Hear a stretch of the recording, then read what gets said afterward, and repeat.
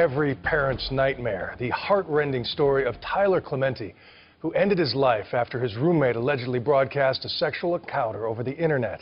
Clementi's parents released a statement today saying, quote, "Our hope is that our family's personal tragedy will serve as a call for compassion, empathy, and human dignity." First, officials in Massachusetts believe there's been another tragic, deadly case of cyberbullying. A 15-year-old girl committed suicide, and it appears that she was being bullied online. 90% of middle school students say they have been victims of cyberbullying, while only 15% of parents even know what cyberbullying is. Cyberbullying is an online epidemic sweeping through the nation, causing devastation among middle school students and even among college students. With the recent advancement of technology and the increased use of cell phones, instant messaging systems, and social networking sites, younger and younger audiences have gotten their hands on these technologies, which poses a great danger. Teens are misusing these technologies to hurt, harass, embarrass, humiliate, or intimidate their peers, which is negatively impacting individual students as well as school systems as a whole. Cyberbullying happens so much more often than people think. During my freshman year of high school, I was continuously bullied via Facebook. It was non-stop. Whenever I would log on to my account, the harassing messages would immediately start. I was called fat, slob, slut, whore, things that really cut deep, you know? They really knew how to make someone feel inadequate, worthless, basically like nothing.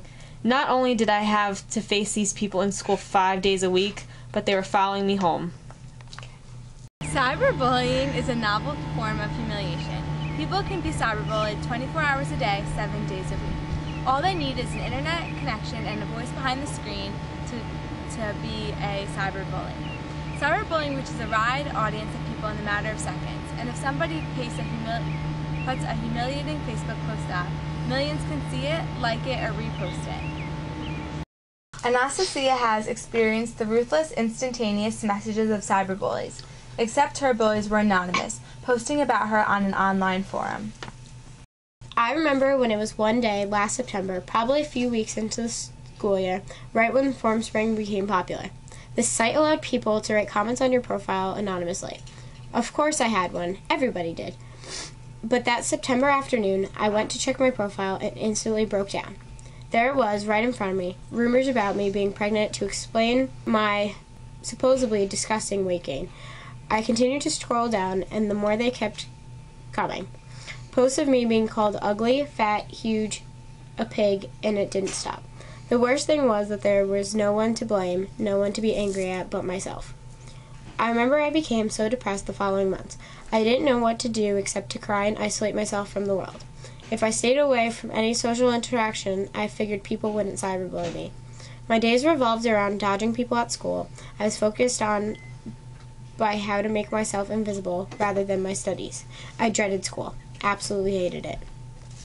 And that's where the problem lies, according to the Don't Stand By, Stand Up campaign. When cyberbullying interferes with children's education, when teens cannot focus on their classes because they are consumed with fear and embarrassment, that's where to draw the line. Created by Parry AFAB, this is the first cyberbullying prevention program created in North America.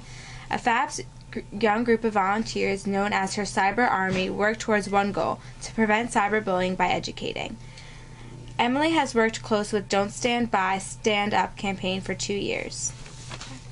But the Don't Stand By, Stand Up campaign is not the only group working to put stop to cyberbullying. Right here in Poughkeepsie, the Meditation Center of Dutchess County has taken a stand against bullying.